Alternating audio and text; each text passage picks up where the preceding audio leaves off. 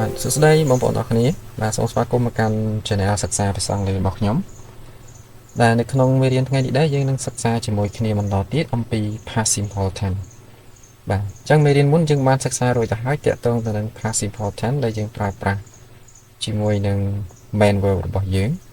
បាទអញ្ចឹងនៅក្នុងមេរៀននេះយើងនឹងនិយាយអំពី Past Simple Tense របស់យើងទៅតាប៉ុន្តែការប្រើប្រាស់ Past Simple Tense របស់យើងនេះគឺយើងប្រើប្រាស់ជាមួយនឹងverb to be របស់យើងបាទអញ្ចឹង verb to be ដែលយើងប្រើប្រាស់នៅក្នុង past simple tense គឺ was ហើយនឹង were បាទអញ្ចឹងឥឡូវយើងចូលទៅកាន់ទម្រង់ទាំងអស់គ្នាតាក់ទងទៅនឹង past simple tense របស់យើងដែលប្រើប្រាស់ជាមួយនឹង was ហើយនឹង were អូខេអញ្ចឹងនៅក្នុងប្រយោគសរុបរបស់យើងមានទម្រង់ subject បូកឲ្យ was were បូកឲ្យ complement នេះគឺយើងបកថាជាពាក្យដែលយើងប្រើប្រាស់ដើម្បីមកគ្រប់ន័យឲ្យប្រយោគរបស់យើងអញ្ចឹងជាទូទៅយើងដឹងហើយថានៅក្នុងទម្រង់របស់ past simple tense ឬក៏ present simple ក៏ដោយដែលយើងប្រើប្រាស់ជាមួយនឹង to be am is are នៅខាងក្រោយ to be am is are ហ្នឹងវាអាចជា noun បាទអាចជា adjective ឬក៏អាចជា preposition បាទអញ្ចឹងមានន័យថានៅខាងក្រោយ was were ឬក៏នៅខាងក្រោយ am is are ហ្នឹងគឺអាចនឹងមានជា noun ជាគុណនាមឬក៏ជា preposition ដែលជាថ្នាក់បាទអញ្ចឹងយើងអាចមានពាក្យ3ហ្នឹងបាទនៅខាងក្រោយ am is are ឬក៏ was ហើយនឹង were បាទអញ្ចឹងនៅក្នុងទម្រង់ present យើងដឹងហើយថា to be របស់យើងគឺមាន3បាទគឺ am is ហើយនឹង are ដែលជាទូទៅយើងដឹងហើយថា to be am យើងប្រើប្រាស់ជាមួយនឹង subject I រីឯ to be is យើងប្រើជាមួយនឹង subject he she it ណាដែលជាបរិបទទី3ឯកវចនៈបាទនឹង to be are យើងប្រើប្រាស់ជាមួយនឹង subject we you they បាទអញ្ចឹងនៅពេលដែលយើងប្រើប្រាស់ទៅជាទម្រង់អតីតកាលអញ្ចឹង to be របស់យើងគឺត្រូវបានផ្លាស់ប្ដូរអញ្ចឹង to be am ហើយនឹង is របស់យើងគឺបដូរទៅជា was ហើយនឹង to be are បដូរទៅជា were បាទអញ្ចឹងនៅក្នុង past simple tense របស់យើង to be was នេះយើងអាចប្រើប្រាស់ជាមួយនឹង subject I he she it រីឯ to be were យើងប្រើប្រាស់ជាមួយនឹង subject we you they អូខេឥឡូវនេះយើងចូលទៅកាន់ឧទាហរណ៍របស់យើងបាទអញ្ចឹងយើងមានឧទាហរណ៍មួយគឺ we were students អញ្ចឹង we were students នេះយើងបកថាពួកយើងគឺជាសិស្សអញ្ចឹងនៅក្នុងទម្រង់របស់យើងនេះគឺយើងមាន we ដើរតួជា subject នៅក្នុងប្រយោគបាទរីឯ were បាទគឺជា verb អតីតកាលរបស់ to be are បាទដោយសារតែយើងដឹងហើយថា subject we យើងប្រើជាមួយ to be are ប៉ុន្តែដោយសារប្រយោគយើងនេះប្រើនៅក្នុងទម្រង់អតីតកាលអញ្ចឹងយើងបានបដូរពី to be are ទៅជា were we were students បាទអញ្ចឹង student គឺជា complement របស់យើងដែល complement នេះគឺយើងប្រើប្រាស់ជា noun ដោយសារតែសិស្សបាទគឺជានាម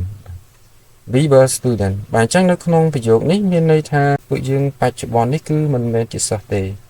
អញ្ចឹងប្រយោគដែលយើងនិយាយថា we were student គឺជាប្រយោគដែលយើងប្រើប្រាស់ដើម្បីប្រាប់ពីរឿងរ៉ាវនៅក្នុងអតីតកាលតែប៉ុណ្ណោះបាទអញ្ចឹងមានន័យថាពួកយើងគឺជាសិស្សហ្នឹងគឺគ្រាន់តែជាអតីតកាលទេអញ្ចឹងគាត់អាចលើកឡើងតាំងពី10ឆ្នាំមុនទេថាពួកគាត់កាលពី10ឆ្នាំមុនគឺជាសិស្សអញ្ចឹងយើងប្រើ we were students បាទអញ្ចឹងមានថាវាអត់ពាក់ព័ន្ធដល់បច្ចុប្បន្នទេប្រយោគហ្នឹងបាទឥឡូវនេះយើងចូលទៅកាន់ឧទាហរណ៍របស់យើងបន្តទៀត I was tired last night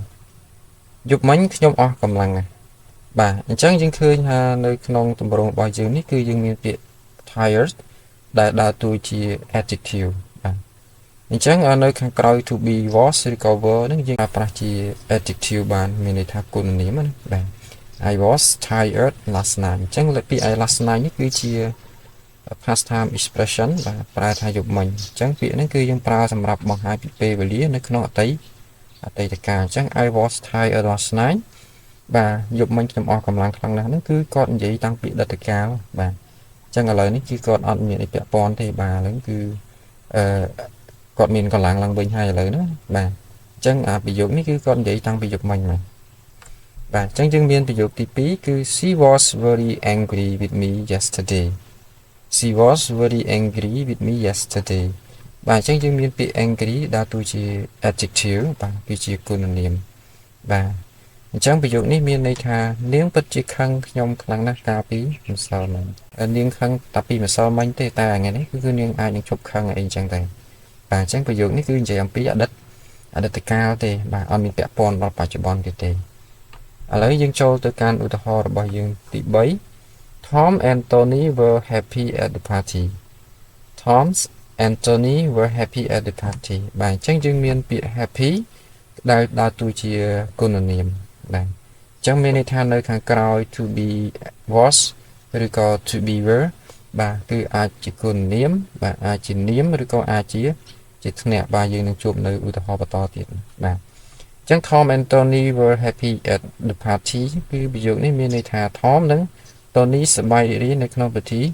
ជប់លៀងបាទអញ្ចឹងតាំងពីថ្ងៃមុនម្លេះហោះបាទឥឡូវនេះគឺអត់មានពិធីជប់លៀងអីទៀតទេបាទអញ្ចឹងនៅក្នុងការប្រើប្រាស់ប្រយោគស្របរបស់យើងនៅក្នុង past simple ដែលប្រើជាមួយនឹង to be was ហើយនឹង were គឺគេបាន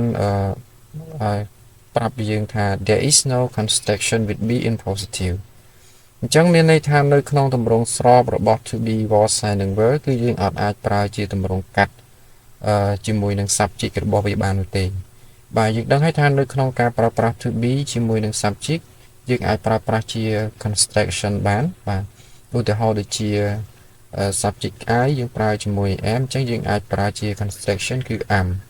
បាទ I to be he she it អីយើងប្រើជាមួយនឹង to be is យើងអាចប្រើ construction ទៅជា she's his ឬក៏ is អីចឹងទៅបាទប៉ុន្តែនៅក្នុងទម្រង់អតីតកាលរបស់ to be am is are គឺ was were នេះគឺយើងអាចប្រើជាទម្រង់កាត់បានទេបាទអញ្ចឹងយើងត្រូវប្រើថា I was she was he was ឬក៏ they were វិញបាទឥឡូវនេះយើងចូលទៅកាន់ប្រយោគបដិសេធវិញម្ដងនៅក្នុង past simple with be របស់យើងបាទអញ្ចឹងយើងមាន subject បូកឲ្យ was were បូកឲ្យ not បូកទៅនឹង complement អញ្ចឹងនៅក្នុងប្រយោគបដិសេធគឺវាមិនខុសគ្នាអំពីប្រយោគស្របប្រមាណទេបាទគឺនៅក្នុងប្រយោគបដិសេធនេះយើងគ្រាន់តែបន្ថែមនៅពាក្យ not ដែលជាពាក្យប្រាប់អំពីការបដិសេធអូខេ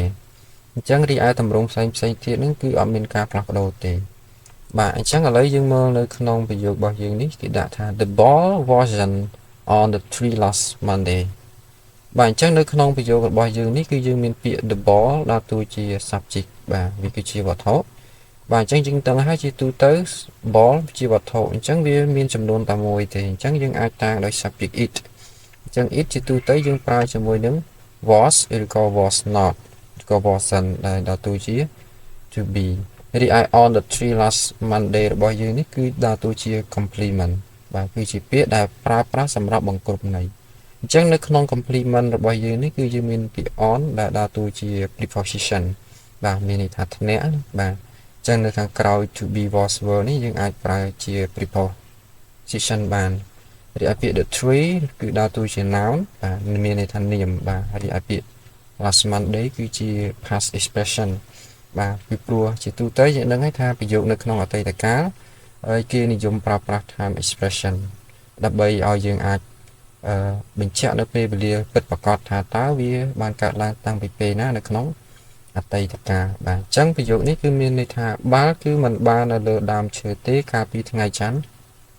មុនបាទអញ្ចឹងគឺនេះគឺជាអតីតកាលបាទមានន័យថាតាំងពីថ្ងៃច័ន្ទមកម្លេះបាទអូខេអញ្ចឹងឥឡូវនេះយើងចូលទៅកាន់ប្រយោគបដិសេធរបស់យើងមួយទៀតគឺ they were not with their friend last night បាទអញ្ចឹងនៅក្នុងប្រយោគនេះគឺមានន័យថាពួកគេមិននៅជាមួយនឹងមិត្តរបស់ពួកគេទេកាលពីយប់មិញបាទអញ្ចឹងយើងមានពាក្យ they គឺជា subject ហើយ were នេះយើងដឹងហើយជាទូទៅយើងប្រើជាមួយនឹង subject they បាទយើងថែម not ទៅយើងប្រយោគនេះទៅជាប្រយោគបដិសេធបាទ they were not with their friend បាទអញ្ចឹង with គឺដើរតួជា preposition បាទមានន័យថាធ្នាក់រីឯ their friend គឺជា noun ហើយ last night គឺជា past time expression they were not with their friend last night ឥឡូវនេះយើងចូលទៅកាន់ប្រយោគរបស់យើងមួយទៀតគឺ I wasn't happy about the party yesterday បាទអញ្ចឹងប្រយោគរបស់យើងនេះមានន័យថាខ្ញុំមិនបានសប្បាយចិត្តសោះអំពីពិធីជប់លៀងកាលពីម្សិលមិញអញ្ចឹងយើងអាចប្រើ to be was នេះជាទម្រង់កាត់ជាមួយនឹង not បានបាទអញ្ចឹងគឺទៅជា wasn't បាទប៉ុន្តែយើងអាចប្រើ was នេះទៅជា construction ជាមួយនឹង subject I បានទេប៉ុន្តែយើងអាចប្រើជាទម្រង់កាត់ជាមួយនឹងពាក្យ not បានអញ្ចឹង was not ទៅជា wasn't អូខេ I wasn't happy about the party yesterday ឥឡូវនេះយើងចូលទៅកាន់ប្រយោគរបស់យើងមួយទៀតគឺ My parents weren't on holiday last month. My parents weren't on holiday last month. ចឹងប្រយោគនេះមានន័យថាឪពុកម្ដាយរបស់ខ្ញុំមិនបានទៅលំហែកាយនោះទេកាលពីខែមុនអូខេអញ្ចឹងឥឡូវនេះយើងចូលទៅកាន់ប្រយោគសំណួរវិញម្ដងតាក់ទងទៅនឹង past simple របស់យើងដែលនៅក្នុងប្រយោគសំណួរនេះគឺយើងមានទម្រង់ was were plus subject plus complement question mark បាទអញ្ចឹងបើយើងប្រៀបធៀបទៅរវាងប្រយោគស្របហើយនិងប្រយោគសំណួរគឺខុសគ្នាត្រង់ថានៅពេលដែលយើងប្រើប្រាស់នៅក្នុងប្រយោគស្របគឺយើងប្រើ subject នៅខាងមុខបាទបន្តមកទៀតយើងបូកជាមួយនឹង to be was ឬក៏ were ហើយទើបយើងបូកជាមួយនឹង complement ប៉ុន្តែនៅក្នុងប្រយោគសំណួរគឺវាផ្ទុយបាទដោយសារតែយើងត្រូវលើកយក to be ដាក់នៅខាងមុខ subject បាទអញ្ចឹងមានន័យថា to be នៅខាងមុខបន្តមកយើងបូកជាមួយនឹង subject បូកឲ្យនឹង complement មានន័យថាអាចជា noun ជាគុណនាមឬក៏ជា preposition អូខេឥឡូវនេះយើងមើលទៅក្នុងប្រយោគរបស់យើងគេដាក់ថា was she tired last night was she tired last night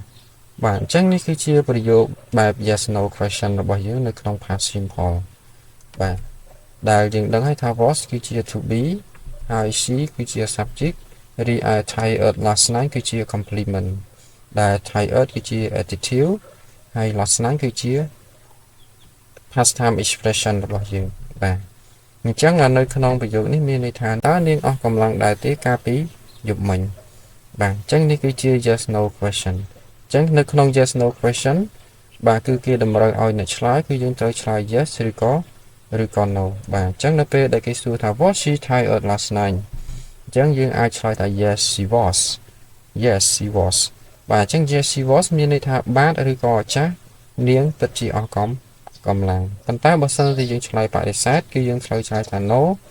she wasn't ទេនាងមិនបានអស់កម្លាំងនោះទេបាទអញ្ចឹងនៅពេលដែលយើងប្រើប្រាស់ជាមួយនឹង subject I he she it យើងប្រើជាមួយនឹង to be was អញ្ចឹងមានថា was I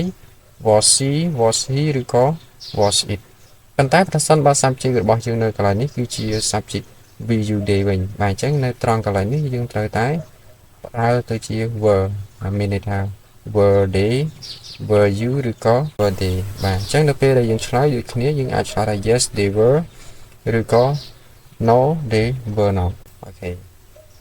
បាទអញ្ចឹងតកតងទៅនឹងមេរៀនរបស់ខ្ញុំតកតងទៅនឹង past simple tense ដែលប្រើប្រាស់ជាមួយនឹង to be was were របស់យើង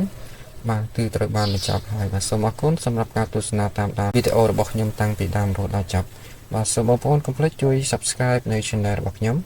ដើម្បីទទួលបាននូវវីដេអូថ្មីៗបាទសូមអរគុណជួបគ្នានៅវីដេអូក្រោយបាយបាយ